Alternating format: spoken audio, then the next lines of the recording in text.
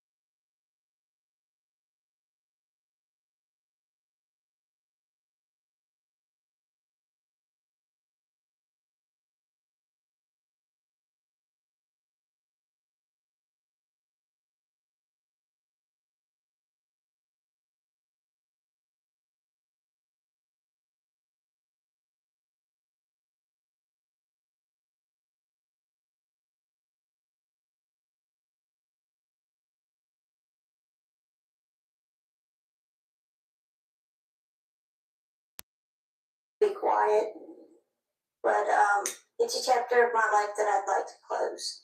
An NBC News review of her account found inconsistencies with her allegations. She says that she went to the MTV Video Music Awards in 2000 to catch a glimpse of her favorite celebrities. You weren't scared to be all alone? No, with having This is autism made up, y'all. This is made up. is, This is made up. NBC News found It's like inconsistency in our statement. All this feeling JAYZ like listening. you live your life in a shatterproof jungle ball. The world's on fire. The fire is inside the ball with you, but there's no way for you to get out. In addition to having autism, the woman says she suffered a head injury. The night of the 2000s VMAs, she says a friend drove her from Rochester, New York to Manhattan, a more than 5-hour drive. Her attorney provided NBC News with the name of the friend who has since died. The woman says she spoke to Combs' limo driver, who offered her a ride to an after party. I stumbled upon Diddy's driver, who told me that I was exactly what Diddy was looking for.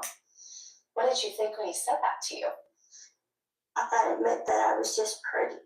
She went to a White House, she says, where she spoke to musicians Benji Madden and his brother. I'm talking to Benji Madden about his tattoo because, I have a release about his tattoo. That's the Last Supper, because I have a religious background. So it was just something to talk about. In a statement to NBC News, a representative of the Maddens confirmed that they did not attend the 2000 VMAs and that they were on tour in the Midwest at the time. At the after party, she says she had a drink that made her feel woozy. Then she says Combs and Carter took turns raping her while a female celebrity watched. JC comes in and rapes me. Well, he at that point, I was probably trying to get. This is a lie. This is a lie. And he put his I can't take over it. my mouth and told me to stop it, cut the. After the alleged rape, she says she ran to a gas station where she called her father, who picked her up and drove her home. We rode home in silence. He didn't ask me what happened. He didn't ask me what I did or where I was. In an interview with NBC News, her father said he could not verify the claims. Quote, I felt like I would remember that, and I don't. I have a lot going on, but I mean, that's something that would definitely stick in my mind, he said. When we asked the woman about the contradictions in a phone interview on Friday, she said that she stands by her statements. I have made some mistakes, she said. Honestly, what is the clearest is what happened to me. The inconsistencies in her account of an incident alleged to have happened 24 years ago does not necessarily mean the allegations are false. The accuser's attorney, Tony Busby, said, because we have interrogated her intensely, she has even agreed to submit to a polygraph. This has been extremely distressing for her, to the point she has experienced seizures and had to seek medical treatment due to the stress. In a statement to NBC News, Sean Carter said, this incident didn't happen, and yet he filed it in court and doubled down in the press. True justice is coming. We fight for victory, not for victory. Is any part of you scared coming out against such powerful people? Boy said we fight for victory, not for victory.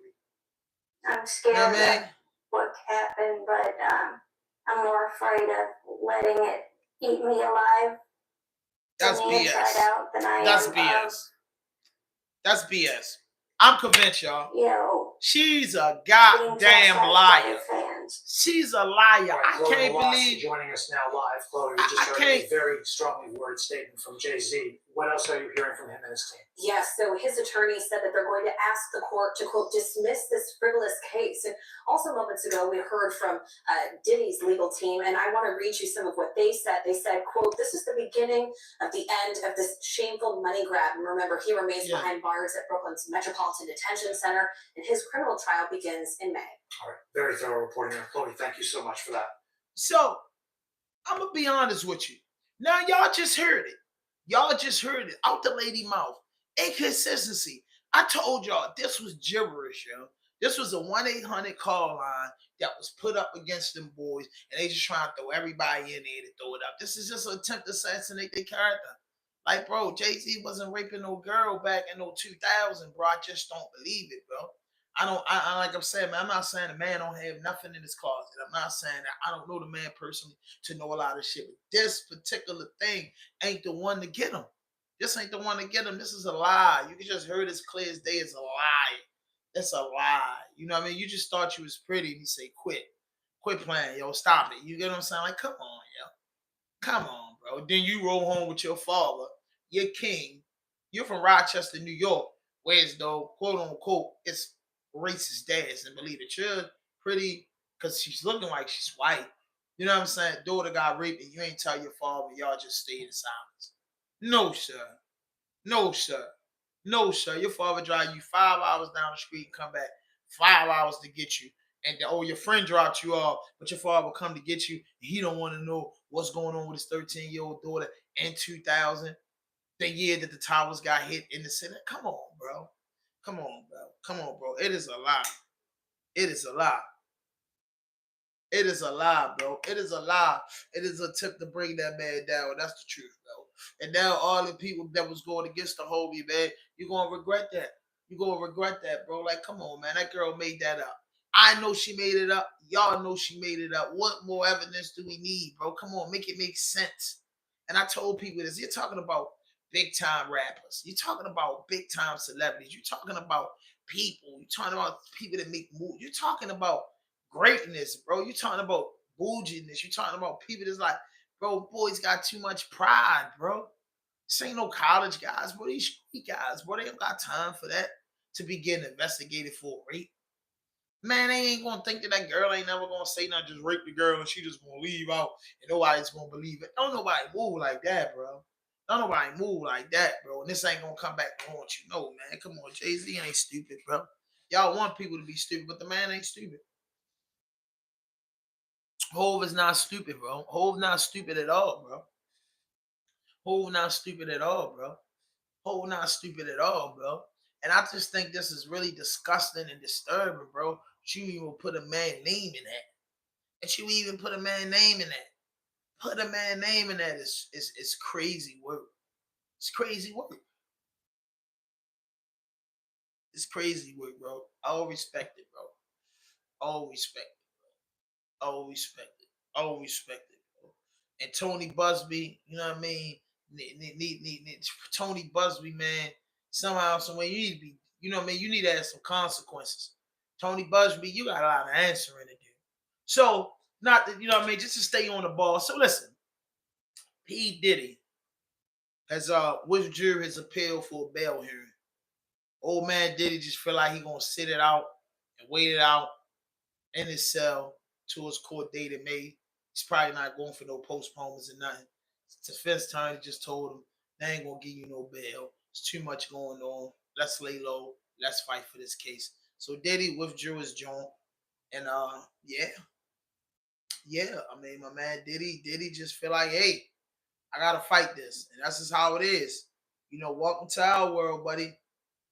You know what I mean? Welcome to our world, bro. Welcome to our world, bro. Like, welcome to our world, Diddy. Like, that's what you gotta do. You know what I mean? That's what you gotta do. You know what I mean? That's what you gotta do. You know what I mean? That's what you gotta do. You know what I mean? That's what you gotta do. And then a lot of people was going to deny hanging out with Diddy and doing this and whatever. But I think overall that everything Diddy charged with, and a lot of these lawsuits gonna get dropped. A lot of these people not just about to come to court and just lie like that because you know what I mean. They really gonna see what's done. You know what I mean. And if the man did anything that he wasn't supposed to do, he get charged. He pay his debt back to society. I respect that. I respect that 100%. You get what I'm saying? I respect that 100%. I really do. I respect that 100%. You know what I mean?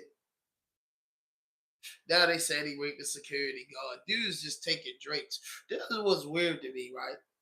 You hang it out with a celeb. You saying this man make you drink. Man, after a while, bro, if I ain't already turned up, bro, I really don't really be just popping bottles. Like, dude just walking in there giving me a cup. I don't even think I was like that when I was little. especially like I told you. One time, man, when I was with Street Official Records, we was hanging out. And we did a show. We opened up for 3-6 Mafia in the Towson Center. The after party was downtown somewhere. And 3-6 Mafia was in there. And Country Black, particularly, and a couple of his guys, they were smoking. You get what I'm saying? And we were smoking. And Country went and passed the blunt. They got like me. I said, nah. I said, nah. I said, nah, bro. I said, nah, I ain't, you know what I mean? I ain't even get in it. You get what I'm saying? I ain't even get in it. I mean, I ain't even smoke because I brought my own weed. And I just knew off of listening to their music, I knew what they like to do. So me at VIP, when you pass me a blunt up good, I bring them my old weed and drinks. So for a grown man to say a nigga force drinks on him is crazy to me, bro. You know what I mean? You rape your bodyguard. Like, come on, bro.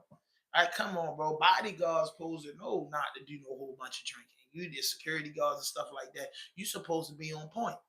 You know what I mean? We all seen the bodyguard, Whitney Houston. You know what I'm saying? They type of bodyguards I want around. You know what I'm saying? Come on, bro. You just raping your bodyguards. Man, just raping. Just out the day and just like, hey, I'm going to be raping people. Like, come on, bro. You know what I mean? Come on, bro. Come on, bro. Come on, bro. Come on, bro. Come on, bro. It don't make no sense to me. It don't make no sense to y'all. You know what I mean? I'm trying to pull it up. They say, but Diddy just, he turned away in it. He just said, hey, I'm not gonna keep fighting y'all. I'm not gonna keep fighting y'all on this. That's basically what he's saying. I'm not even gonna keep fighting y'all on this. I'm gonna go ahead and sit down and go and lay down. I mean, ain't no way out. And that's what a lot of us do. When you first get locked up, you spend the first 90 days trying to figure it out, trying to see can you get a bail, home bond, or anything, get you out that situation. But after that, after you exonerate all that shit, you know that you here to stay. So you gotta stay there. You know what I mean? And you fight your cases. And a lot of it's 50-50. 50% of dudes come home, 50% of dudes go up the river. You get what I'm saying? That's just how it is, whether it's for short term or long term. But half and half, that's how the system works. You know what I mean? A lot of dudes go home, and a lot of dudes don't go home. You know what I'm saying? Somebody's released from jail every day. So I guess Diddy just got in his mind he gonna scrap up and handle his business. As he should, though. As he should, bro. Like, the courts is against you, bro. You just gotta come up with your defense and fight this, and I think it's gonna crumble. I think, if he gets something out of it, it won't be like the R. Kelly numbers. That's what I don't think. I don't think he's going away and going to get washed like R. Kelly, man. R. Kelly supposed to have a good chance on the pill. You know what I mean? But you shouldn't go to hell for this. You know what I mean? Like, I ain't gonna lie to you.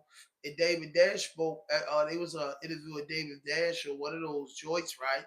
And Dane was saying some things on there, that make sense. We can't be hanging around people that do certain stuff. You know what I'm saying? If people do certain stuff, you know what I mean? You gotta dissociate yourself from certain things. You can't run around all day, every day, just running around playing. You gotta just disconnect yourself from certain things, bro.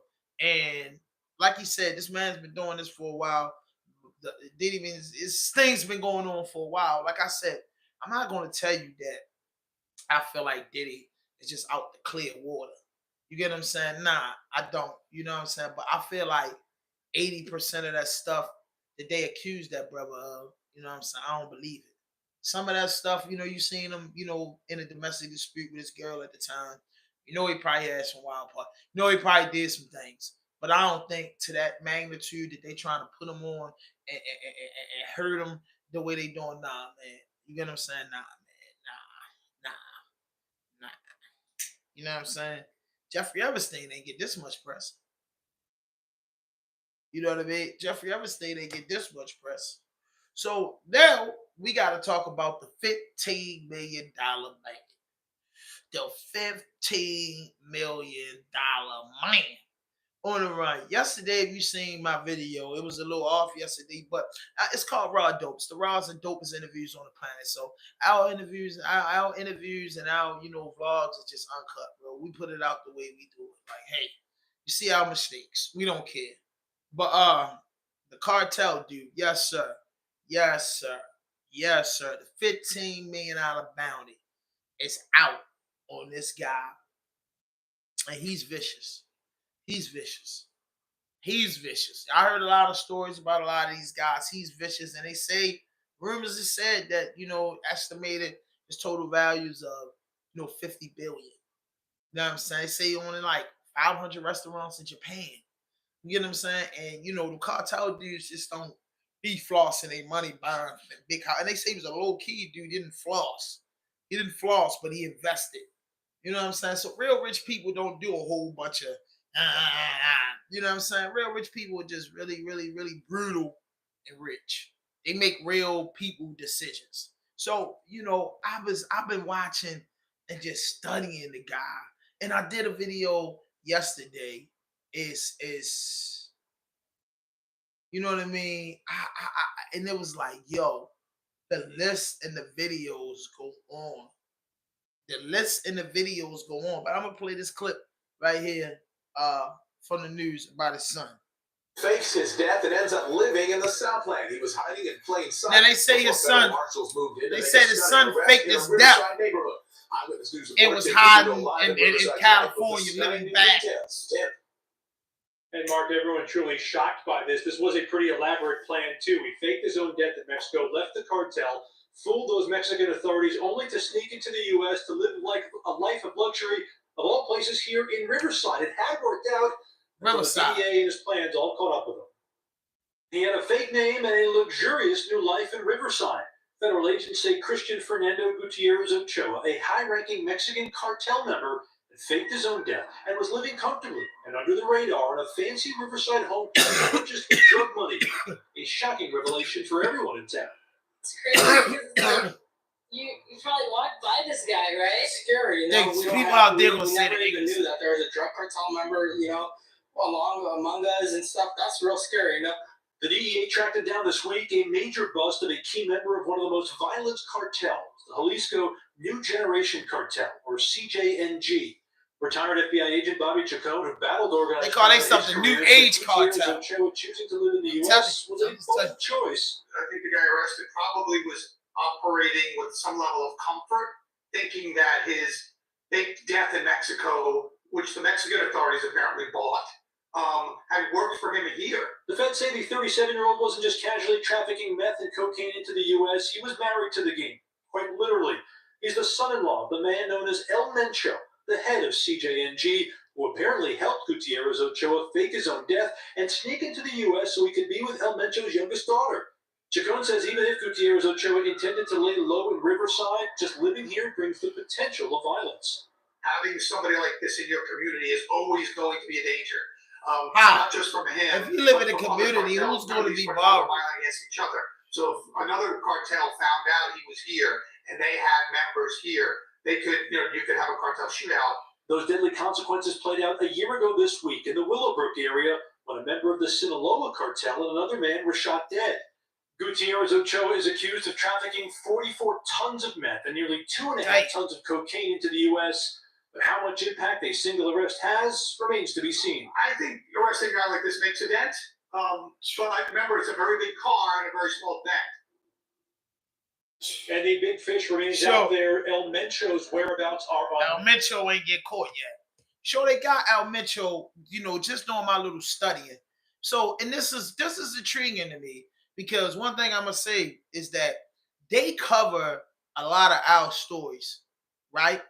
And they make it seem their way. Me, as a guy that does podcasting and create content, I want to cover other stories than our culture stories because our culture ain't always everybody that's getting into something. So this was a story that was interesting to me, like how his son-in-law faked his death, how they got his son locked up for the last 8 years. He's 28 now, and just say he was running the cartel. Like all this stuff that's going on, it just make you just study and just do research on it and just give your opinion on it because people give opinion about a whole bunch of stuff all the time. And I just feel like sometimes I want to give myself an opinion about something different. You get what I'm saying? I want to make my opinion about something different. You know what I'm saying? And I'm not crazy into politics. I'm not crazy into, Da Vinci stories. I'm not crazy. Just if something that I'm interested in and I'll watch and just look at it, hey, I'm going to report about it. I'm going to shoot about it, bro. And I'm just giving out my opinion. That's my disclaimer. I'm just giving out my opinion. Just my opinion, bro. Nothing else. Nothing more, nothing less. My opinion. That's it. No, it ain't nothing else, bro. And anything that I say, you can research it and you can hit me up at rawdopepodcast@gmail.com and you can simply ask me. Hey, like, nah, this wasn't right or something like that. Or you missed this and this is what you should have said. I get it. I would love to do it. It's awesome. It's no problem. You get what I'm saying? You can tell me, but I do my studying and I could miss things, bro. I'm not the super nerd. You know what I mean? I'm nerdy, but not super nerd out. You know what I'm saying? I don't know everything. I'm not perfect. I'm human. But this guy's just quite interesting to me, bro. It's just like in the same thing I'm playing now, I played yesterday. It's just interesting to me, man. Just like how he Tonight, moved. the DEA is offering $10 million for information. This was leading to $10 the arrest million. of the Now Mexican it's like drug more. kingpin known as $15 MENCHO. million. For a flood of narcotics into the U.S. And in tonight's Eye on America, Adriana Diaz takes us on the hunt for this dangerous drug lord. It's just after sunrise, and on Chicago's west side, we're out watching the morning rush for drugs. That's what 7:15. 7:15 in the morning. Yeah. And there's people in the alley back there. The sellers behind that boarded fence. The DEA's Brian McKnight showed us what's going on in broad daylight. It's literally a line. Now everyone's coming back out. See, the guy's putting a gun in his right hand, he's putting in his pocket. Last year in Chicago alone, almost 800 people died from drug overdoses. That's tough. What percentage of drugs in Chicago do you think come from Mexico? 800 people died of drug overdose. That's a national crisis. 90%. In one city. The DEA says this man is a major part of the problem. He's Chicago a rising knew Al Mexican Capone. drug lord named Nemesio Oseguera Cervantes, known simply as El Mencho. El Mencho. For DEA and frankly, federal law enforcement in the United States. They catch El Mencho is is the DEA's top agent in Mexico and has helped uncover dozens of El Mencho's drug labs in the jungle. El Mencho's cartel is responsible for roughly a third of the drugs entering this country by land and by sea. He has a $10 million bounty on his head. 15 now. He lived in California since 30 years ago, where he was arrested on drug charges and eventually deported back to Mexico. They deported him back to Mexico. Weapons, hey, listen. 50 calibers. He's a bad guy, bro. Like, he's a bad MF because I ain't gonna lie. He called the chief of police in Mexico, linked all on him. He's a serious dude, bro. He's a serious dude, and they got $15 million on his head, bro. Got 15 million on his head. Who were killed and found dismembered It's just like, on Sunday. it's like, come on, man. They got 15 million to catch him, and then they say his network is like 50 billion. This is crazy, bro. The world is crazy, bro. The world will always be filled with content. I'm not gonna lie to you. The world will always be filled with content. We can do as much content as we want in the world. The world is just filled with content. Because some of the shit that be going on would just be unbelievable. You know what I'm saying? These cartels and, oh man, the ghetto don't got shit to what be going on, bro. You know those crimes that be committed in the urban community, man, they got shit on what the world be going on. These people that be doing in the world, they paint us out like man, that boy a bad MF, man, because he just running around doing stuff, bro. His son, they done had his son locked up for 8 years, and he ain't even getting no time yet. Like, this is different. You know what I'm saying? They play a different ball game, man. I say, man, we ain't never been into that. You know what I'm saying? We don't own the boats. Hey, what up, Charlene, man? Salute, man. I don't know, man. Since I've been covering this, like, El Mencho, I've been, people didn't been striking in right. You know what I'm saying? How you doing, though? But I have to say, man, he tough, bro. He tough, bro. You heard about stories in the urban community. They tough, man. But these stories be heroic. You know what I'm saying? The balls of some of these cartels and some of these people that just be so huge that they be having problems with the government, bro. They just be on some more other stuff, bro. Like, it's serious to me. But next we got on the list Ice Spice. You know me, I like Ice Spice. You know what I mean? I think Ice Spice is a dope artist. I'm not the hip hop head that brought in the Ice Spice and chased the albums. I think I'm a little older. You know what I'm saying? You need to be chasing the Ice Spice joint. But I heard, Ice Spice music, and I thought that Ice Spice was a dope artist for the future. You know what I mean? Like, she was different. You get what I'm saying? Spanish girl, you know what I mean? Nice looking. So I was like, yeah, man, she's going to be around. This weight loss thing, I've never seen nothing wrong with Ice Spice when she was the original Ice Spice. But this new Ice Spice that hangs with Taylor Swift Ice Spice, is different. You know what I mean? She lost all that weight, bro. Somebody need to tell her, hey, Ice Spice, you need to go move down south for a while. Maybe you need to get you a good old man. You need to get back in that kitchen. You know what I'm saying? You need to get back in that kitchen, Ice Spice. Anybody that think Ice Spice look good with that weight loss has lost their mind. Like I said, I'm a fan of Ice Spice. I didn't really bite into Ice Spice music and was like a super nerd. Looked up her albums and lyrics, heard a few songs, most of her hits. I heard a few features. I seen some interviews. Most famous thing I watched her stream with Cassinet early on. So you know what I mean? I liked it. I was like, man, Ice Spice. You know what I mean? I can see her being around a while. You know what I mean? She's not of my age group. So I thought for that age group, basically 30 and under, Ice Spice makes sense. You know what I mean? For what they got going on in the younger era hip hop. You know, music changed. I'm not one of those older guys that's like, yo, the music, yo, I don't like this, I don't like that. Nah, man, I give it a try. You know what I mean? I give it a try. I might not have it in me to listen to a whole project. And if it's good, I will listen to it. But I have it into me to give it a chance. And then I find things that I like. But, just saying that's going to be my laid back riding music. No. But far as, I heard Ice Spice in the club, or if I jump in somebody's car and they playing an Ice Spice song, I might know the song. You get what I'm saying? The song might pop up in my playlist because I do random. I listen to, I look up a lot of artists, so play a couple of their songs, and they end up in your rotation. So that's it. So like put it like this: if I'm tipsy, hanging out, what I'm saying, with my lady and three friends, and a couple Ice Spice tracks come on, it's cool. If I'm kicking in with my little daughter and my nieces, and you know what I mean, a couple of we on a road trip, couple of Ice Spice tracks come on, I'm cool. That's what I mean by it. You get what I'm saying? They be like, "Oh, you a fan? Yeah, Ice Spice cool, man. I had nothing against her. Am I a super fan? Am I had posters around? Nah. You know what I mean? But I support it. You know what I mean? I support the art. You know what I'm saying? Her art fits different people, but the weight loss doesn't. The weight loss Ice Spice just ain't it. I just don't see it. I mean, somebody must have told her she wasn't beautiful. She was a beautiful young lady with a prominent career, and I think her career is still prominent, but I think she need to put on them pounds, bro. You know what I'm saying? The tabloids couldn't say nothing about that. You know what I'm saying? She was a beautiful Spanish girl. Look at her mother. You know what I mean? She comes from thickness. You know what I mean? Everybody, God didn't make everybody a certain way. She lose weight, people like me and a few people, I need to lose weight for, to make sure I get health as I get older. But I didn't see nothing wrong with her, for her to go that way. But, shout out to Ice Spice. You know what I mean? But that's it, man.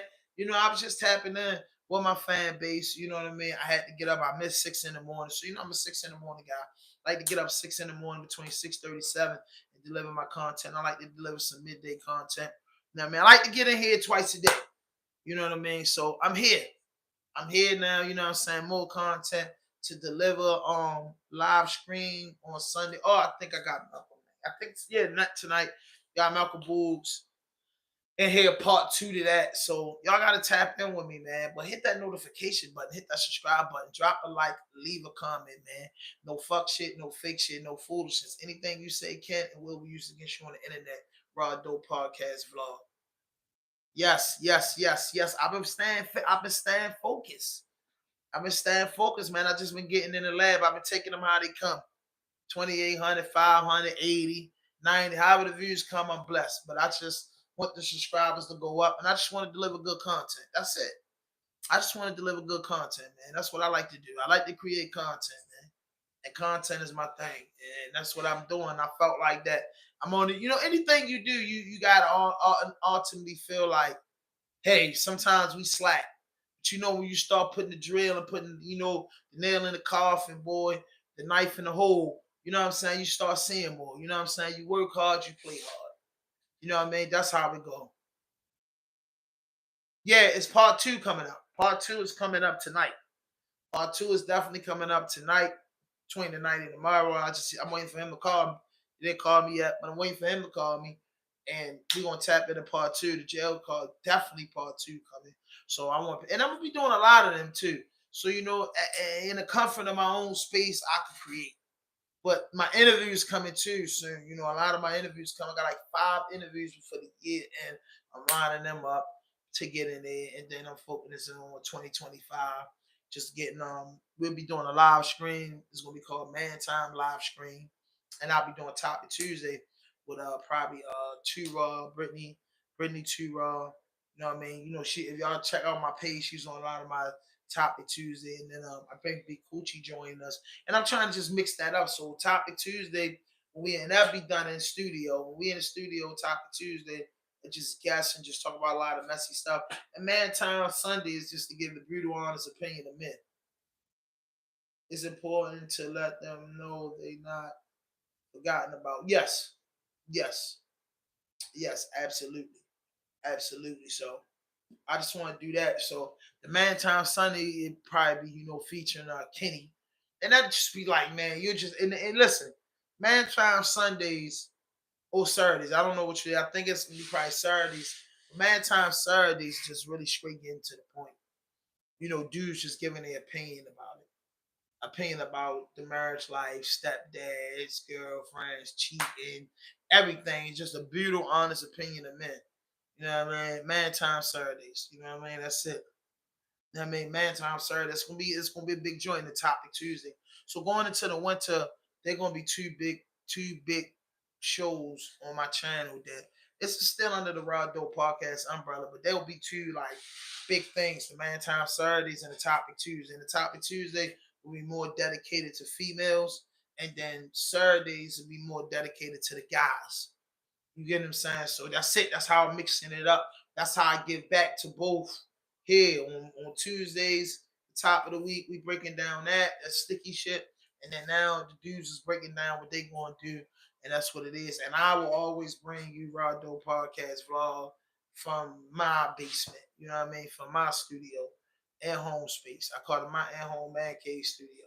So I just bring you this type of content when I talk to my 4,000 plus subscribers that I'm rolling with and praying that y'all share this and just put people down with my channel so my channel can get to 10K. But right now, I'm just working hard to get to 5,000. It's been a long time coming. I just want people to subscribe. I want people to become members to my channel. You know what I mean? And just support the channel.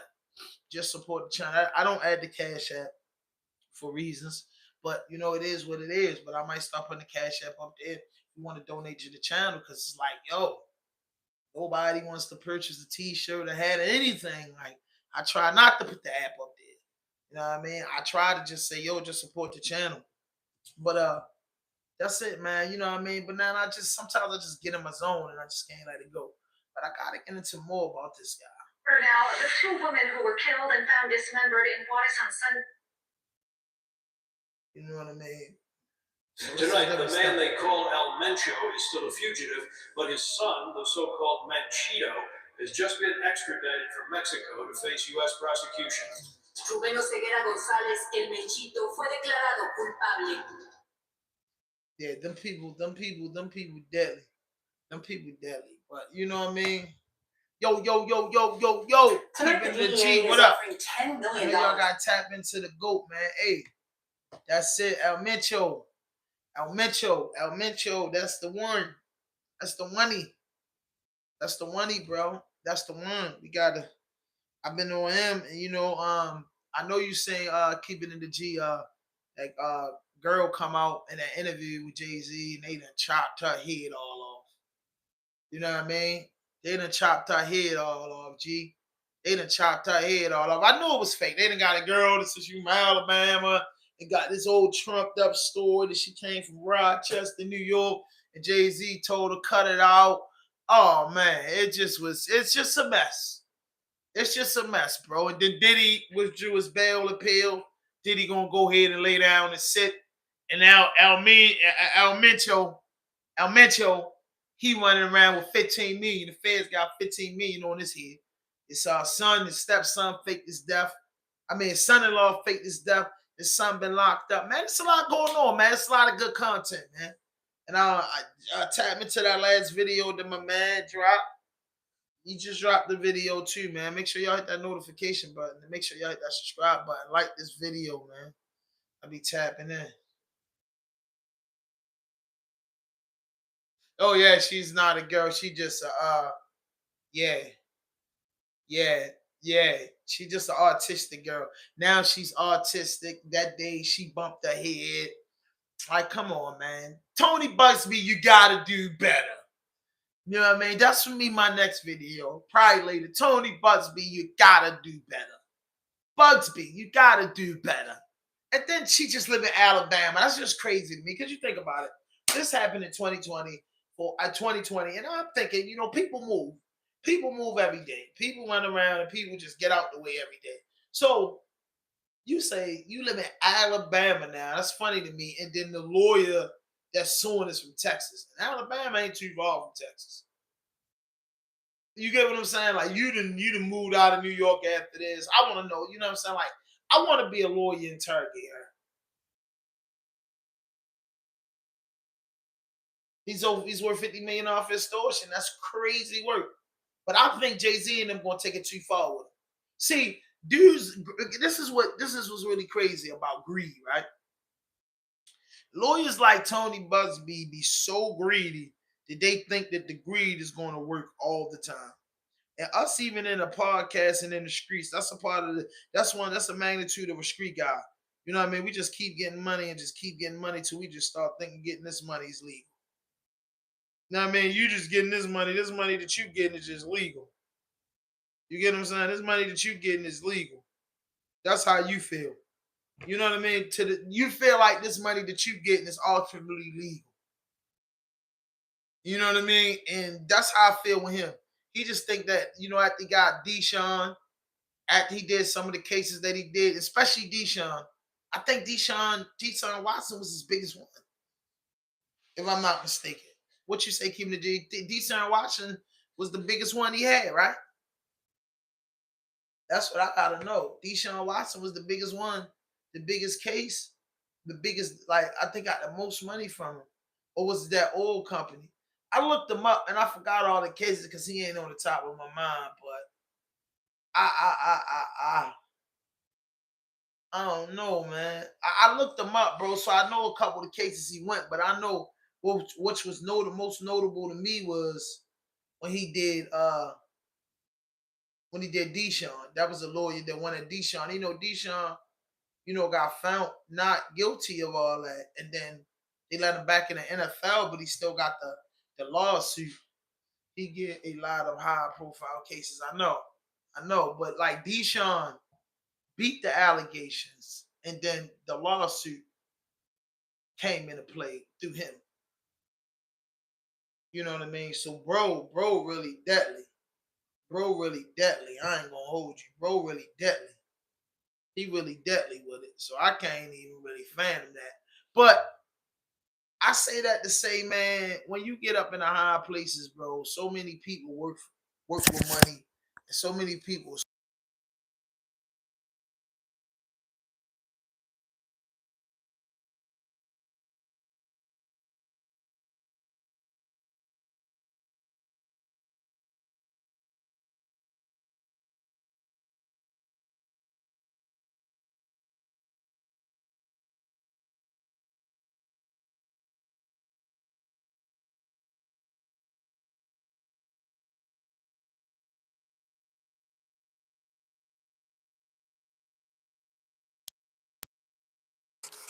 Can you hear me now? I don't know. Sometimes I hit the joint when it go out. Can you hear me now? That's great.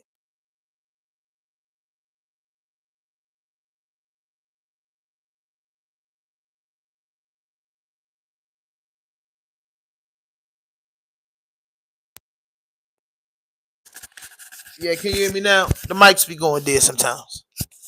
Yeah, so what I say is back, right? It's green. This one, it went out. The other one went out. This one green, so I know it's on. So I know I'm clear. So guys like Jay-Z, I always listen to a lot of Jay-Z music. And Jay-Z is a guy that think with his brain, not with his heart and not with his penis. And that's one thing that I could say when it came to his brother, when it comes to his mother, when it comes to everything he do. If you just listen to Jay-Z, if you read his books, even if you went to see the Book of Hope, on my wall right there, if you ever been to New York to see the Book of Hope, they gave you a booklet. This is the Book of Hope. And I have that on my wall. It's two things that I have on my wall. I have a Chantel Green Fast Life brochure from her 50th birthday party. And I had the Book of Hope. It's a female and it's a man that I got on my wall. In the Book of Hope, when I went to Brooklyn to see the Book of Hope, it was one of the most beautifulest things I saw dealing with the culture. Because this was in a library. This was in an educational place. So when I took that trip to Brooklyn to see that, it was in an educational place. Justify My Thug was all outside the lyrics to that because I'm a fan. So everything that I knew was there. 560 State Street, the studio, that they record in there. All his joints, and then when you walk around there, they playing different his shows and his interviews on these big TVs on the wall. I don't know if they projectors, but they just huge. And I'm like, damn. Before he died, right, and before they try to make Jay-Z name bad, he created the Book of Hov in that library. So many people and so many fans came from all over the world to see all of his work just in one.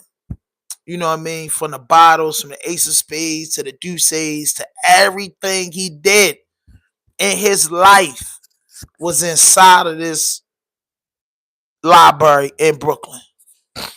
And I could tell you, bro, if you didn't go see that, it was something that you missed. And I said to myself, man, I hope in this game I be that great. We can just document my life from 30 years ago up until last year when the exhibit was out. I don't know if it's still going on or not, but documented his whole life. You be like, yo, really put that work in. Coming from a grimy projects in Marcy. Coming from a grimy project in Marcy. Now, I had friends of mine say to me the other day, I got a very good friend of mine, very good childhood friend of mine. He's a very, very smart guy. So when I mentioned the Jay-Z thing to him, he knows I'm a crazy fan because he's crazy. These are the Nas fans. You know what I mean? They crazy Nas fans. You know, I'm a crazy Hov fans. They've been crazy Nas fans since we were kids. You get what I'm saying? They fuck with Mos Def. You know, I would consider they the backpack community. You know, I got homeboys that's really into that backpack rap that they're not gonna get nothing else a try. They, you know what I'm saying? They support us a Gazelda. You know, Ben, you know what I'm saying? Cool G rap. They still popping out G rap new shit. You know what I mean? G rap shit that he made was 30. You know what I mean? They just still popping that out. But he was telling me, like, yo, is it? I said, do you believe that? He was like, well, yo, is it hard for me to believe, when he dated Foxy and the rumors with Aaliyah and all of this stuff. Well, he, you know what I mean? He had some valid points. Because like I said, this is my man. He's a smart guy. He doesn't make decisions just off of emotions. So, I'm telling him, but then I said, bro, he said to me, it's no different from consensual and rape, right? And I'm gonna tell you where it was a gift and a curse where he had a point at. He's saying a 15-year-old girl shouldn't have the right to say that she want to mess with a 25 or 6-year-old man because she's a kid. Of course, she want to do it, but a grown person shouldn't even have that in their mind to do it. Now, he was right with that. Like, yo, if you 24, she 15, and you think she's nice looking and you like her, bro, you gotta be 27 and she gotta be 18. You know what I'm saying? She gotta give her time to grow. You can't touch that. Where I come from. So he's saying, like, then how can you make that decision at 24 years old to deal with a child? And they saying you ain't legal till you 18. He had a point. They said Jay-Z was dealing with Foxy when she was 15. You get what I'm saying? But I say, that's not right. And I have to be honest with him. I said, bro, you're right. That's not right. But where we come from, it happens. And it's not frowned upon. You get what I'm saying? It's not frowned upon because what I want to say to you is this. When I was 16, 17 years old, and I used to see guys in high school, guys pull up that I knew was 24, 25, picking up 16, 17-year-old girls. These girls will brag to us in school. That's why you ain't got no car.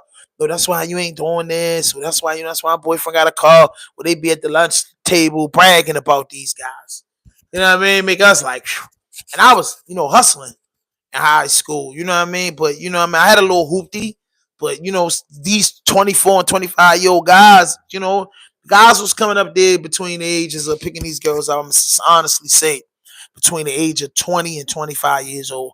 Girls were coming to the prom with guys. They were 17, 16, 17 years old. Girls were coming to the prom with these guys. 24, 25 years old, 22, 23 years old. Girls were going to the prom with these guys. Yeah, facts. Girls were going to the prom with these guys. You know what I mean? And nobody was frowning upon it. Our grandmothers are girls that had our whole generation she was 15, 16 years old. Grandfather got her with 24. And that's what I was explaining to my man. I said, yo, coming up in the ghetto, when we used to see dudes pull up to the school, we didn't look at them like, yo, we didn't even, the word pedophile to me in school meant that you were messing with a child.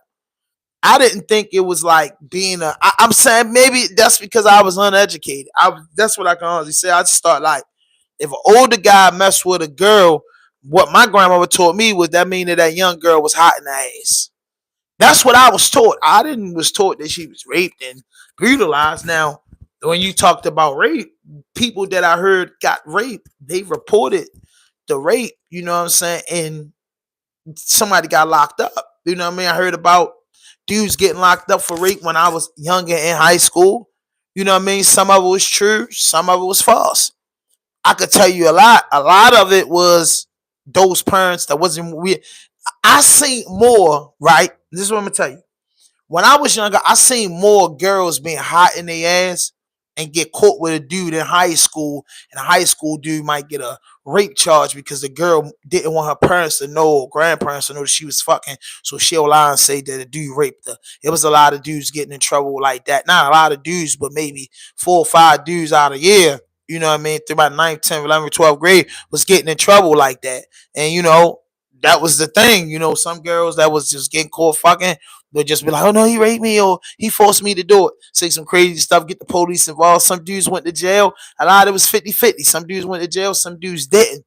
I was just explaining to my man that, yo, when I was little, if I seen an older guy with a girl, I didn't think nothing of it. Because social media went out, but I never seen a girl dating an older guy and that looked like that she was forced into this when I was younger. You get what I'm saying? Honestly, you know what I'm saying? So I'm telling my man, like, I agree with you. She's a child. She's 15 years old, 16 years old. She shouldn't be able to make decisions. You're an older person. You do that. But I'm like, bro, where they do that at? You know what I'm saying? Little between a female and a man, little boys step out here, and if they go make a baby, it's usually on that kid's mother or father to take care of that baby when they're young, because the little girl will be with her parents or whoever she live with. So that baby will spend most of that time. But when you get a little dude to get a girl pregnant at a young age, your parents will step in if they was people good, or you got a girl pregnant and your parents getting high and you really come from a messed up background. A lot of kids was made like that when I was younger. But all I'm saying is when girls dated older dudes, they wasn't into that. You get what I'm saying? It wasn't all this, oh, you too old for that. Because I just say check the birth certificates of your grandmother and grandfather. You get what I'm saying? Before you say, oh, this not right. Now, 2024 and on up, it's like everything's publicized. So many wicked people out here to do wicked shit. It's that, this thing is blown out of proportion. Me personally, I never really, when I was young, I wanted to be older. So I never really went 3 years under me. You get what I'm saying? That was it. That was the limit. You know what I'm saying? I might have been 18, and you know what I'm saying? 18, because my birthday in April, I was 18 in high school because I failed one year. And the 10th graders, that was 15 on their way to 16. You know what I'm saying? I might have, rubbed shoulders with a couple of them, but I'm 3 years and I'm still in high school. But I wasn't 25 years. When I got out of high school and got kicked out of high school, I never had nothing to do with nobody in high school. That's just the truth of the matter. I just didn't know that they was in high school, and then it wouldn't have never came out if they was still in high school or not, because it was the one night stands in the club. A group of girls hook up with a group of guys, go to the hotel rooms. It's nothing but condoms and bottles of Boone's Farms. You get what I'm saying? And Jack Daniels or whatever liquor we was drinking, E&J, then a good time. You know what I'm saying? The what was the condoms? The Trojan condoms. You know what I mean? That's just what it was. So we didn't know nothing about no ages. This is a party. It's 7 of us, 5 girls coming to the hotel with us. We got the double rooms. It's a party. It's a party. You know what I'm saying? That's just how it was. But nobody, I didn't come out the era where those dudes was wifing 15 and 16 years old. Dudes my age wasn't even wifing 15 and 16 years old. It was them older guys. And girls our age back then looked to those older guys because we were too immature, and the people don't want to say this and get mad. If when I say this, it's a fact that girls mature quicker than guys. So when we was 15, we wasn't thinking about the shit the girls was thinking about. I was thinking about the car, having hella tennis shoes. You know what I mean? Making sure my clothes was cool. Girls be already thinking about getting a job and getting their own apartment and shit like that. I'm like, man, I'm not gonna lie to you. I was 17. I wanted to be grown as fuck, but I still wanted to have a room in Granny house. You know what I'm saying? My mind went elevating. I wanted to have the bands. You know what I mean? Young, I got the bands in Granny house. I'm secure. I wasn't thinking about that. It was girls in high school that had their own apartments. That was messing with older guys. So I'm just saying, man, these are right, Charlene. These are facts. You know what I mean? That's what I say, that the media is blowing it out of proportion. So when my homeboy said that, he was right in the way. But I said, yo, girls, be wanting that, bro. Like, I don't care what nobody say, bro. When you want something and then you go get it, then somebody say, bro, if your daughter is 15 years old, right? And she's in the 10th grade, she's doing the right thing, and she's on her way to being 16. She rubs shoulders with an older guy. She tell an older guy, most dudes don't ask females their age. Let's start with that right there. Most dudes don't ask females their age. If anybody ever gave you any type of P, if anybody ever gave you any type of player don't ask no age. You get what I'm saying? Because you know what I mean? If you in certain places to meet people, you ask a girl their age if you in the mall. You ask a girl your age if you in the chat line. In the club, you not asking nobody their age. You know what I mean? You not asking nobody their age. In the club, drinking, smoking, hanging out, partying, you're not asking nobody their age. Let's start right there. You're not asking nobody your age because you're saying this is 21 and over, or this is 18 and over. So your assumption is everybody's of age ahead. You know what I'm saying? If you sneak in at your own risk. So we used to sit back in class and be like, why y'all want them old dudes? And they be like, yo, cuz girl should have tell us this. We 17. And girl telling me. I'm just a story from back then. Girl saying, cuz I like older guys because y'all don't know how to fuck. Girl, you 17. I'm 17. Naomi 17. All your friends, we all 17. You saying that you fuck with this 25-year-old dude since you was 15 because, you know what I mean, he fucked better and they don't know how to touch it. And I used to hear this literally when I was a younger guy because I had homegirls. This is what I'm trying to tell you. I had homegirls when I was 15, 16 years old that was fucking with niggas that had cars that was 21, 22 years old, bro. Like straight up. So you be like, damn, why you fuck with yo? You know what I mean? These, you know how you in high school. If anybody see, this is not for people that dropped out of high school. This is not for people that dropped out of high school because if you dropped out of high school, you don't know the high school lingo. So this is for people that went to high school. So when boys and girls get along in high school and they not fucking and sucking and kissing. Now, I mean, you might have a homegirl and a homeboy that really fuck with each other and really be having relationships with really like each other. That's that little kitty love stuff. But they both never did it. And then when they get older, they get together. But this was before that time. You know what I mean? You sit down like, yo, what? Like, girl, I seen you get in the car with so-and-so. Because some of the older niggas, you know him from around the way. Like, so what? At least he know how to act. He mature. See, when I was younger, that's what they used to say. He mature. He mature. That's what the girls, because I'm a little older. So they used to say he's mature. Yo, you not mature. Not mature? What you talking about? I'm not mature because I don't have a 300ZX. I'm 17. He's 24. He supposed to have a 300ZX. That's the way I'm thinking. They say, no, you're not mature. Then you don't know how to talk to me. And then y'all have sex and don't want to hug after that. So the older niggas was laying their mat down. So they was joining the girls out of high school. Exactly. Girls dropped out after they got that stick. They having kids and stuff, but nobody was running around saying, he raped me, he abused me. They was running, that's my boyfriend. You get what I'm saying? Yeah, but and then them older niggas was jumping out and wanted a piece of you because they was a little jealous of us. But it was like, yo, bro, we ain't never ever loving the crew. You know what I mean? Like that, bro. I bumped heads with older, bro. I ain't gonna lie to you. I tell this one story, right? Y'all take a ride with me. It was this girl, right? and I ain't gonna say her name because I so many people watch my podcast that support me without supporting me. And that's weird. Like so many people watch my podcast and it takes for me to see them be like, yo, keep doing what I have a conversation. Yo, keep what you doing. I like your show. So I'm not gonna use no names. Was this one girl, and this is how old I am. It was this one girl that we grew up with, right? And she was fully developed at a young age, like 12. 11, 12 years old, you know, she had like a big booty, big titties. We was all 11, 12 years old. So, you know, she was my like girlfriend. But it was like, you know how I like you, do you like me type shit. You know what I'm saying? So I'm gonna say we was 10, 11. But she had a lot going on. And back then, I ain't like all that. You really wanted the regular girl, like you like, yo, she got big boobs and the big butt, like mommy.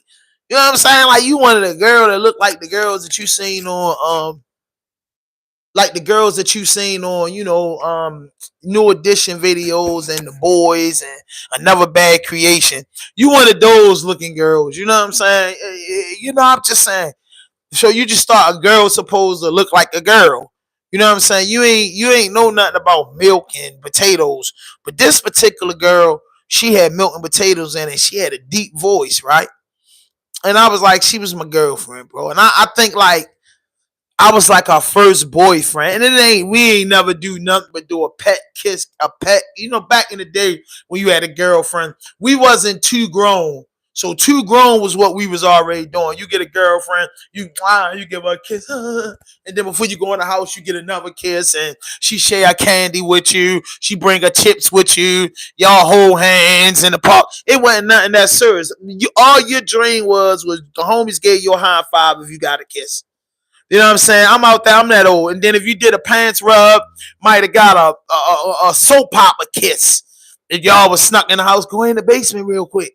They right down there. I look out. You go down there. You do a 5-minute kiss and a rub, and you still scared. Her and you are scared to touch each other inappropriate. So it's just a hug and a good old kiss, and you my girlfriend, and it's like y'all had sex. That was like for me when I was between the age of 10 and 12 years old. That was a girlfriend. That was a little phony relationship. You get a hug and a kiss, then you might can go behind the little wall and you know what I'm saying, get an extra hug and a kiss for like a minute kiss and you kissing all day type shit. But you ain't really know that. You know what I'm saying? You wasn't really into that. So she was stick for age. So I was her little boyfriend. So as we was growing up, she had went to private school. She went to private school. So as we growing up, the chat line came out. You know what I'm saying? So now, you know, taking it around, you know, like I said, she was my little girlfriend around 11, you know, like I said, around 10 to 12 years old. She was when she come around for the summer, she was my girlfriend. She gone all summer. She come around on the weekend, she was my girlfriend. That's just how it was, that type of girlfriend. Everybody had one of them before. Weekend girlfriend, telephone girlfriends, but she had a deep voice and I ain't never really like her. And it's like her family was the family, you know how it is, like your cousin or that, and that's her cousin. You know how it is, you know what I mean? So years go by. So we older now. I'm gonna put a number on it. I'm gonna say 16. So I said you're my little girlfriend between 10 and 12. You know what I'm saying? So I'm like 16 now. I run across her.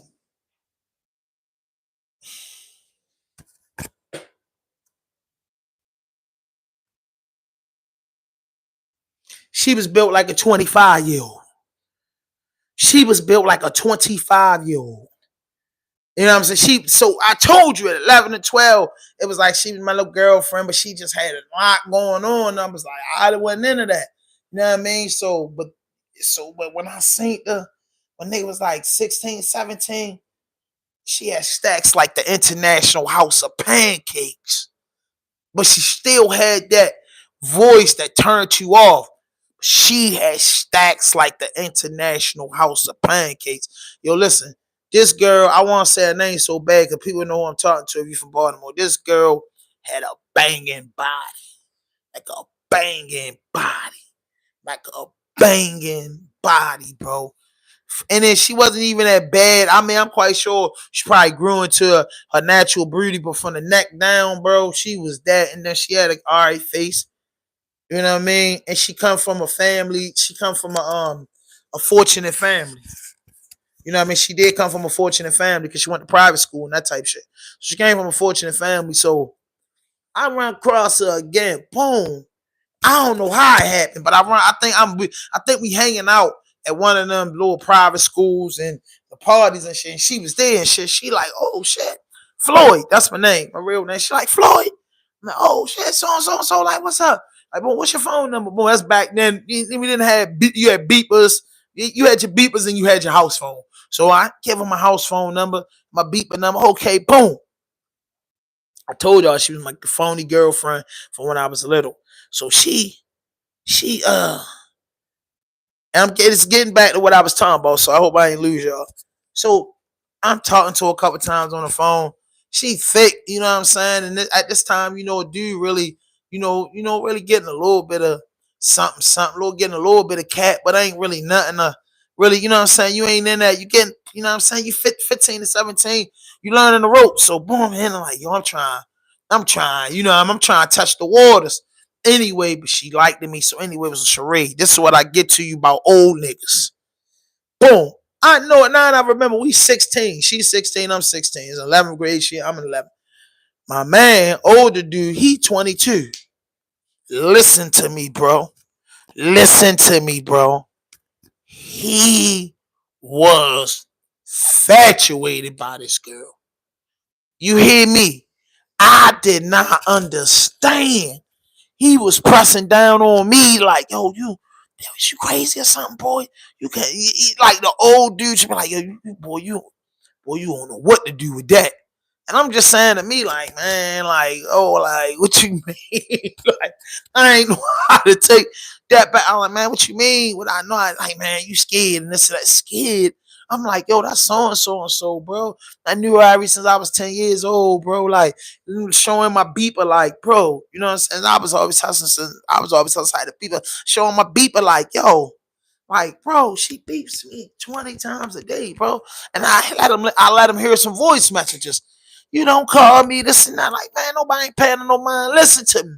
Because in my mind is, I'm just trying to go over a house and just like the girls used to tell us, I'm just trying to go over the house and throw on Nas It Was Written album and cracker. You feel what I'm saying? I'm trying to kiss on her neck, finger pop up, put my penis in her, and go ahead. You know what I mean? I ain't even chasing the head like that, bro. I'm just trying to bust her. That's all I'm trying to do. But she's trying to get me over there and talk and hang out and play too much. I don't got time for that. So every time I used to go over a house, you know what I mean, before I cracked it, you know what I'm saying? Every time I go over a house for months, like I go over there, she playing. Oh no. You can't go upstairs, every time I go around, she playing. So I got tired of it. But my man, one of my OGs, he was on our line. So I do some shit like a real nigga. As a kid, man, he going number. You know what I'm saying? So do that makes me a bad guy? I gave my older homeboy that was around about 22, 23, a 16-year-old girl number. I did. Because he was on our line. He was getting on my nerves. He wanted me to use.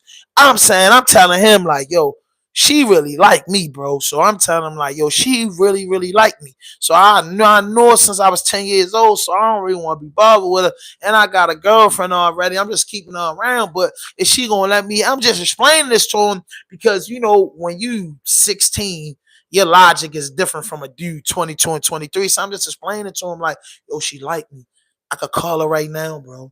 Tell her make me something to eat. She's gonna bring me the Murray Steakhouse chicken strips and fries right now with the honey mustard on it, bro. Back then as a kid, right now, bro, I could tell her get me something to eat from Maria's. I'm explaining this to my homeboy. You know what I'm saying? Anything I wanted to do, she's gonna do for me. But she ain't giving me, you know what I'm saying? She just, I don't know why, bro. She scared. And this is what it was. No, real talk. Listen, no, it's no trafficking. No, it's no trafficking. You ain't charged me no traffic. It's no trafficking. So I'm telling them, but I say, yo, She told me that she wasn't a virgin. Now, anybody that went to school, I'm not talking about all y'all people that didn't go to school and y'all didn't do nothing with your life. I understand. I went to school, so back then, I'm going to just say not ninth grade, but 10th grade year when you was about 15, is you a virgin was important. I lost my virginity at 12. So I'm not about to tell you, nigga, boy, I was fucking hella bitches between 12 and 15 years old. No, I wasn't. When you get some coochie when you 12, broke my virginity at 12, you know what I'm saying? I ain't really wasn't really feeling it. So like every year from 12, 13, 14, you know what I mean? A nigga might have had one of I'm gonna say 2 encounters. Broke my virginity, then I did it again, and then there wasn't nothing to it. Did it again with somebody that was grown as me, did it again. Then I said, but around like 15, coming off the summer when you know what I mean, when you turn 15, you go into the 10th grade year, mid 10th grade year, that was a big question. Is you a virgin? You get what I'm saying? So by the time we in 11th, you know, I'm asking her like, you a virgin? Like, no, I'm not no virgin. Like, yeah, how many times you done it? I done it 5 times. Like, okay. So what's the hold up? But anyway, I was always a hold up with me. So this nigga, I give him the number. Yo, I give him the minute, take a ride, I give him the number. Listen, man. And I tell her, like, yo, so and so like you. And she like, what? I don't like him. How old is he? I'm like, he like 21 or something. I took a year or two off of it. He like 21 or something, bro. I don't know. You know, all y'all like 21-year-olds. That's what I say to her. I don't know what the lingo was back, but she like, okay. Because she was one of them, talk on her phone, blah, blah. She ain't thinking nothing. She just thinking it's just my, I don't know what she thinking, but she said, okay, give him a number. He calling. He calling. He gets up the house. So I don't know when he does. This older nigga, he 22, 23. He my man. I hustle with him. You get what I'm saying? He going up a house. So, you know, man, I don't care. You know, when you this age, 15, 16 years old, dealing with girls in high school and dealing with all that stuff on that level, you meet people. So when you meet people on that level and you know what I'm saying? So y'all do different things. So she talking to him for about like a couple weeks. Now he going up a house. He's a grown man going up a house. Whatever. But he's going up a house. I don't care. And then I saw he coming back down. Like, yeah, boy, I'm gonna show you. I'm gonna show you. I'm like, all right. I'm so the first couple times I know she ain't really giving up nothing. Yo, like, yo, I'm show you, boy. I'm show you. I'm like, all right, nigga. So so now you know he go up there like twice. So he like, yeah, boy, I'm showing. So I asked him, boy, what happened? They were like, nothing. I know I already know. Cause look, I'm gonna tell you what happened. He said, what? I just tell him she keep beeping me. That's what I tell her. She keep beeping me, bro. For some reason, you can't stop her from calling my phone all night long. My grandmother getting tired of it. You can't stop her from calling me and looking for me and riding by the bus stop, telling her grandfather to take the long way around the city. We on the bus stop. You've been going up there. You can't stop her from calling the nigga. So this boy keeps going. He keeps going. He's going like a door cell batter.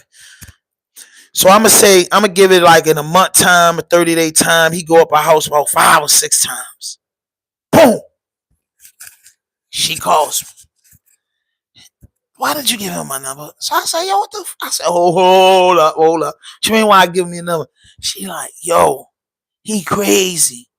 Like, you feel me? So I'm like, what's going on? Because you don't ask your OGs what's going on. Like, what's going on? So I don't really answer the phone for her. She gets on my nerves. She's a hound, and she has an annoying voice. You know what I mean? She got, like, let me tell y'all again, she got a banging body. She already in the face, but she got a grown woman body. You get what I'm saying? At 16. So that's why he's infatuated with it. But me at 16 years old, and it just bring me back to what I'm saying is that I didn't care. You get what I'm saying? It was regular to me. You know what I'm saying? All the girls our age at 16, 17, I guess, you know, from 14 to 18, the girls are maturing. They all got different bodies. You know what I'm saying? We like light-skinned girls. We was chasing, first it was G.I. Joes. First it was G.I. Joes and Ices. In high school, it was light-skinned girls and Nikes. And she was like, what was her name? Claudette Ortiz. That used to be wild, but the girl used to be like 5'5" and brown eyes. She was like her complexion.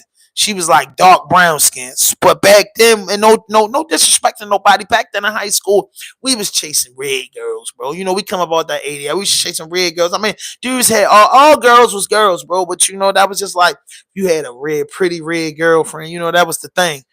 So, he going up there, she calls and whatnot. Like, he coming up there, like, he kind of keep, just usually use words like that. He keep trying to do it to me. That's what she tell me. She said he keep trying to do it to me, like, and I'm like, shit. I'm like, what's the problem? You don't like him? She's like, he cool, but he a little too old. So I'm like, that's what y'all like. You know what I mean? That's what I was saying back then. That's what y'all like. I was saying that's what y'all like because that's what I'm saying. I'm knowing in high school. So she like, no, he alright, but she was just like, you know what I mean? You know what I mean? She's 16. She has a mind frame of a 16-year-old, bro. You 22, 23. She got the mind of a 16-year-old. So she's not as mature as the 16-year-old girls that I know that would have just let him hit. He would have finessed her with that old head talk. So, and then she was like, yo, you know what I'm saying? And then he cool, but then he dressed funny or this and that. She's making all these excuses. And then she just got straight to the point. Like, I really just didn't do it because I like you. You feel what I'm saying? So I was like, what? I'm like, what? You telling me you want to do this? How stupid I was. I'm telling her you basically telling me you don't want to do something because you like me. Like, I have a girlfriend. Like, this is at 16. They say the most honest people is people when they drunk and kids. They the two most honest people in the world. So I just tell her like, yo, you know what I'm saying? I got a girlfriend and she's like, I don't care. You know what I'm saying? You want to be my boyfriend, whatever. I'm gonna destroy that. Anyway, I don't never tell him that. So I just keep egging it on. Like, boy, y'all niggas be tripping me out. Y'all niggas 20 some years old. Y'all can't even handle these girls. So I'm just like instigating it with my man. So what I'm gonna tell you is the end of the story is that she was developed like a woman and she wasn't interested in nobody too much older than her. If you was in the 12th grade or maybe your first year of college, you probably could have got her. She was in 11th, so if you was a 12th grade or maybe a freshman or sophomore in college, so that would put you around the age of. If you was probably if he my man, it was probably 19 years old, he probably would have stood a chance. But it was just whatever was taught to her, she wanted to stay in her age bracket, regardless of how developed her body was and how many, because she used to tell me, and like I said, at the end of the day, you know what I'm saying? If y'all want to know me, I made out the situation. You get what I'm saying? I made out the situation, sure enough. I made out the situation, you know what I'm saying? She was my little peoples. You know what I mean? For a long time too, all the way to like she was in college. I ain't seen her in years because I went to prison when I was 25, but she was my little people, you know what I'm saying? I had a little thing going on with her from like 10 years old to like 19. Just to be honest with you. You know what I'm saying? To where as though I got a little older around the 18, 19-year area, and it was just like, whoa, God Almighty. Man, you should have been my girlfriend. But she went off to college and had a thing. But I say that to say she wasn't interested in older guys. She would talk to him on the phone and entertain him, but she wasn't trying to open up her legs to that. She didn't want to experience that from that older of a guy. But it was girls in school that, if dude was 22, 23 years old, that was my man. He hit a few girls that was in our grade. He hit a few 10th, 11th, and 12th graders in his time. Like, he was scoring. You get what I'm saying? But it wasn't no pressure. But like I'm just showing y'all that she had her own, you know what I'm saying, way in that. And yo was going hard, something like that. She should tell me everything, literally, bro. Like, literally, bro. And I gave him a phone number. And that's what I gave him the oath because I just thought that he could do it because he was moving. The older dudes used to put us down with who was going. You know what I'm saying? That's how we started running numbers up. 11th, 12th grade year. Because the older dudes that was pulling up to school getting these chicks letting us know, man, what? Man, y'all old niggas ain't do. Y'all niggas let $1 million pass y'all. It'd be right in y'all face. So the older guys was telling us game and stuff like that. But I say all that to say that my grandmother used to say it the best. Those girls was hot in their ass. And it was some girls that was hot in their ass that was chasing that. And it was some girls that was hot in their ass chasing their age group. You get what I'm saying? So it went both ways. But Shorty, man, I'm gonna look her up after I get out of this, bro. That, you know what I'm saying? That was my home girl too. You know what I'm saying? Like, you know, when you know somebody when you 10 years old and you know what I'm saying, from 10 to like 19, because I swear I ain't seen this since I was like 19. I ain't seen this since I was like 19. You know what I mean? And it was like her family was all right. And when I used to catch up with her all the time was her grandmother lived around Alway, and I think she was like, I think she had like, if I'm not mistaken, she had like older parents. She had like older parents, and her older parents. So how it worked was, you know, half and half. You know what I'm saying? But I know like her residence where she really lived at was like in the county. But you know, her school right up there, she went to the private school right up there. You know what I'm saying? All for the Liberty Heights. You know what I mean? She went to like Saint, you know what I'm saying? So back when she was in high school, you know what I mean? She wasn't going to that.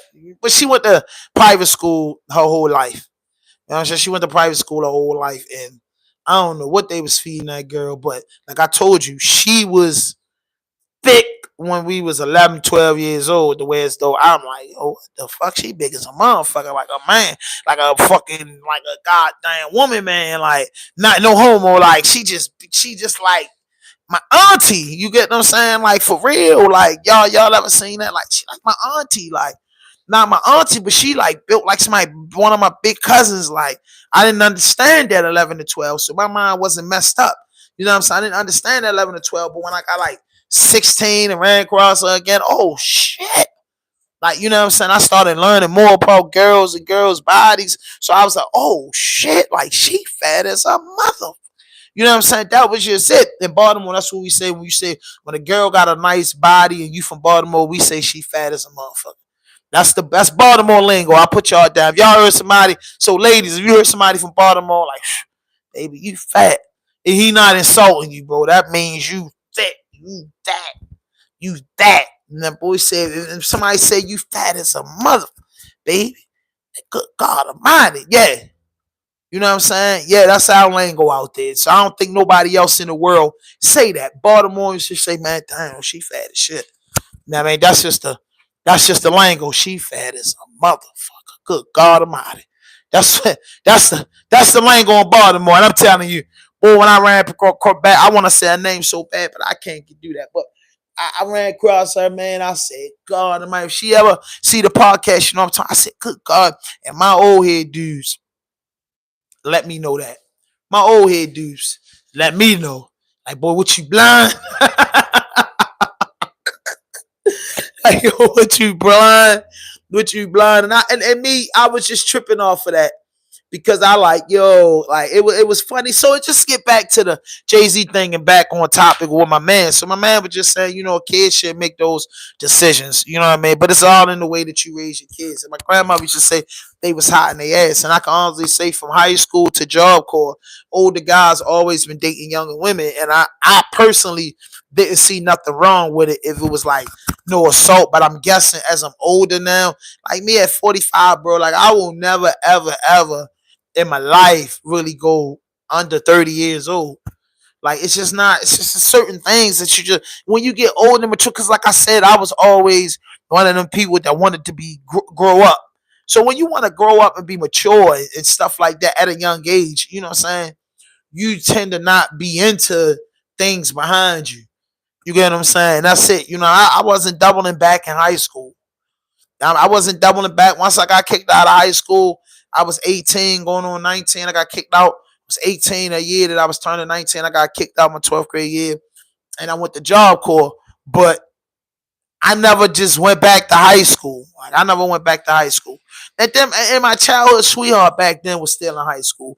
She was a couple years younger than me, but that was just about it. I wasn't going. She was in high school because I was dealing with her since we was in middle school and high school and stuff like that. You know what I'm saying? So that was about it. But I wasn't going up there. If I went up to school to pick her up, but it was like, nah, she was just 2 grades behind me. You know what I mean? So that was it. She was 2 grades behind me. When she was in the ninth, I was in 11th. So we actually went to school together. You know what I'm saying? So I was in ninth, she was in 11th, but that's what it was. But yeah, Shorty was just, you know what I mean? So, you know, to just say my man, like, Now in 2024, it's a bad thing. You know what I mean? It's a bad thing because when I was younger, you had Hugh Hefner. And Hugh Hefner was, I could say I probably was around when he was about 50. And the girls were 18. So 50-year-old man, Hugh Hefner's wife he will be 50, 60 years old. And his wife is 18, 19, 20 years old. So I'm just telling y'all, just me overall, just as a human being living in this world on the shores of North America, just like everybody else, I'm saying to you, like, that's what, you know what I mean? Like, I don't know, you know what I'm saying? Hugh. College Girls Gone Wild. Remember that? 1995?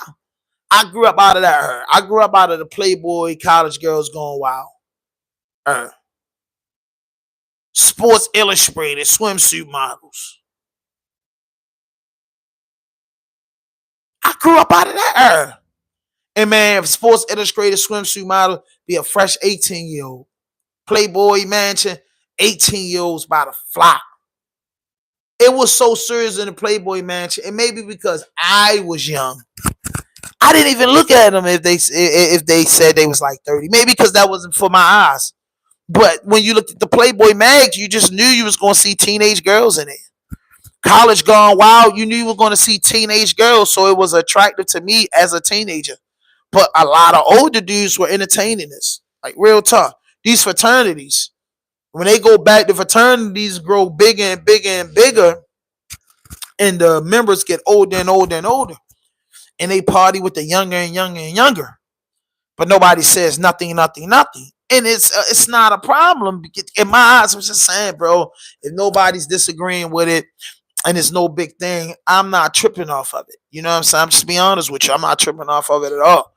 But I just say that to say that I'm not defending nothing messed up. When I thought about a pedophile, I would think about somebody messing with a child when I was younger in high school, 15, 16, 17 years old. And I constantly seen older guys deal with younger women. I didn't see those women. I wasn't behind doors with those women when they was being intimate or none of that. But I just didn't see them. They would brag to us about how they was getting treated, what to do. And actually, you know, I had a lot of homegirls in high school. They was really telling me how to treat a girl because of these older guys, and the way these older guys were treating them was teaching me. You know, they would give me some game. Well, boy, you better do this because such do this for me. I'm just using names for example. These are not real people names. Or so, man, or JoJo, or Wop, or Doo, or bro, do this for me. You better start doing this. Know what I'm saying? For real. The older dudes was pulling up with Valentine's Day gift, big old teddy bears and stuff. Know what I'm saying? We got a balloon in the card. Them older dudes pulling up in hacks getting they pretty young thing. Believe that. You know what I'm saying? And it wasn't like it was nothing that was just a bad thing. That's all I'm saying, bro. At least to me, to the naked eye back then, it just didn't look crazy to me. You know what I mean? Older dudes were talking to younger dudes because I'm a younger guy back then that hung with older guys. You get what I'm saying? I didn't see it. I didn't see it. You know how many girls took 22 and 23-year-old men to the prom? And prom is like your 11th grade prom is actually the time they say you're supposed to break your virginity. For real. You know what I mean? That prom night. Prom night is like the first night you supposed to stay out to 12. You know what I mean? And then your 11th grade prom, you supposed to stay out a little bit like 12, a little bit over 12. Your 12th grade prom is the first night you get to stay out all night. That was supposed to be tradition when I was young. Yeah. Prom night, you sing a prom night was supposed to be the night. Anybody that's in the description, put that in the notification button. If you went to school, everybody knows some people was fucking and sucking before that, but prom night was supposed to be the night for the night. You heard me. Prom night was supposed to be the night for the night. Where you stay the night like I can get right. You feel me? Yes, God. Everybody know that. Prom night, yeah, you know your little kids stay out all night, boy. 12th grade year, you know what I'm saying? 11th grade year, the parents ain't going for that. 11th grade year, the parents ain't really going for that. Ain't nobody really going for that, but you get a 2 in the morning run. You know what I mean? Niggas went in the limo, so the limo ride you around at 2 in the morning, make sure everybody get home.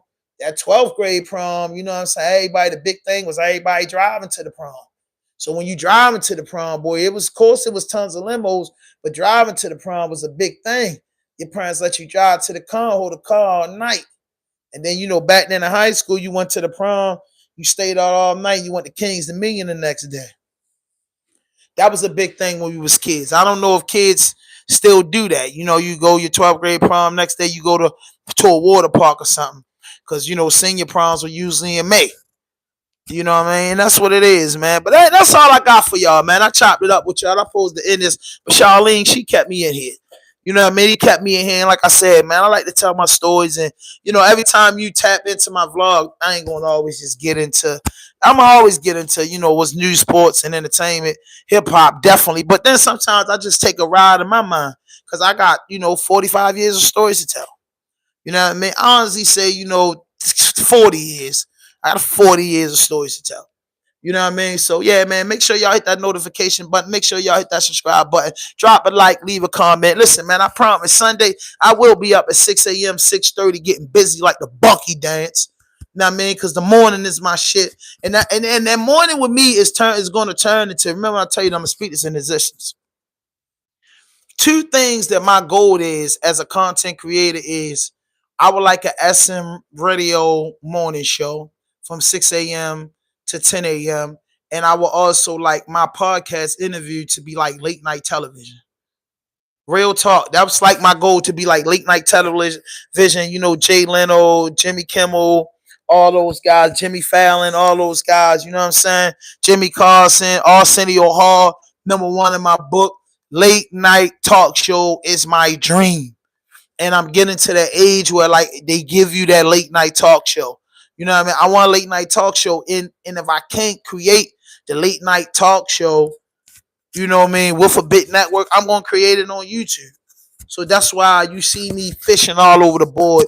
And I'm going to get consistent with my time. But I'm really focused on, really want my own morning show on the radio. And I really want my, late night television show on like some type of network. And I want to do this part of the content creation and my comfort of my own space. Like I said, I want to do Topic Tuesday, Man Time Saturdays, and then my interviews. That's what Raw Dope Podcast consists of.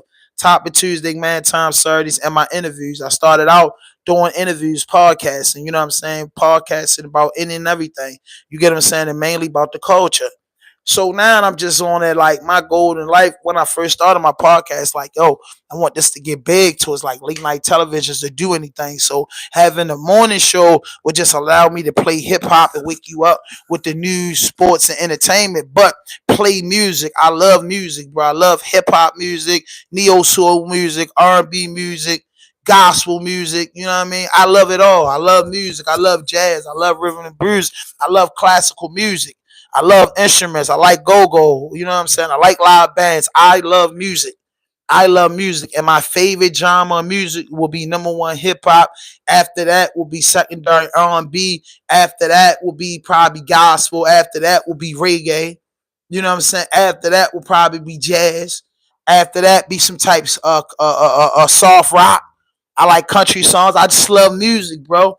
I love entertainment, bro. I love good movies. I love movies that make you cry. I love movies that make you smile. I love movies that make you think. I love movies that make you laugh. You get what I'm saying? So I'm just a big person in entertainment. I like books, you know what I mean? I like the urban novel. I like poetry. I like anybody that's in the entertainment and like to just entertain the mass of people. So that's what I wanted to do. So radio would have gave me time with the community, give gifts away, do shit like that. Late night talk allowed me to do big interviews and really, really talk to people. And then, Topic Tuesday and, Man Time Saturday allowed me to get in the podcast space and just connect with people on the underground level. And then the Raw Dope Podcast vlog allowed me to connect directly with the fans, which is you, and the supporters is you. So that means I don't get tired, and I have to balance that out between my family, the children, nieces and nephews, trying to be businesses and making money, get my credit score up. Got to do all that, and I'm willing to do all that. So that's why I grind and been more consistent, and I'm going harder and harder and harder and harder and harder and harder till I make it. You get what I'm saying? And that's just my goal, man. So make sure y'all hit that notification button. Make sure y'all hit that subscribe button. Drop a like and leave a comment, man. And put this on notification, man. I'll be always tapping in, man. And I talk back. Right now, when I get off with you guys, I'm going to try to create a 1-800 number. So hopefully tonight, when I do the Malcolm Jordan interview part 2, you guys will be able to ask some questions live. You guys will be able to ask some questions. I will call you in. I don't know if it's going to be an answering service, but I'm setting up that number today. I don't know if it's going to be a 1-800 number, WhatsApp number. I don't know, but whatever I have to do, I am paying for it today. Today, I am setting up a line where though people can leave me messages and I could just talk about it. Because all the time when I get on here, I have to put certain things down for clickbait. And, I have to make a thumbnail. I have to put something in the description to get people over here. And I've been successful with doing that as I work hard to grow my channel. But I want to connect to the 5 people that's in here now. I want to be able to connect to you the way as though I don't just want to be like I'm talking to the camera or you just got to type. We can just call in and we can just rap about it, man. But hey, listen, man, I thank everybody for tapping in. But, man, remember, man, Raw Dope Podcast, the rawest and dopest interviews on the planet, content, vlogs, media, whatever you think about, man. No fuck shit, no fake shit, no foolishness. Anything you say can and will be used against you on the internet. Tap in with me later. Tap in with me 6 a.m. tomorrow. Just tap in with me.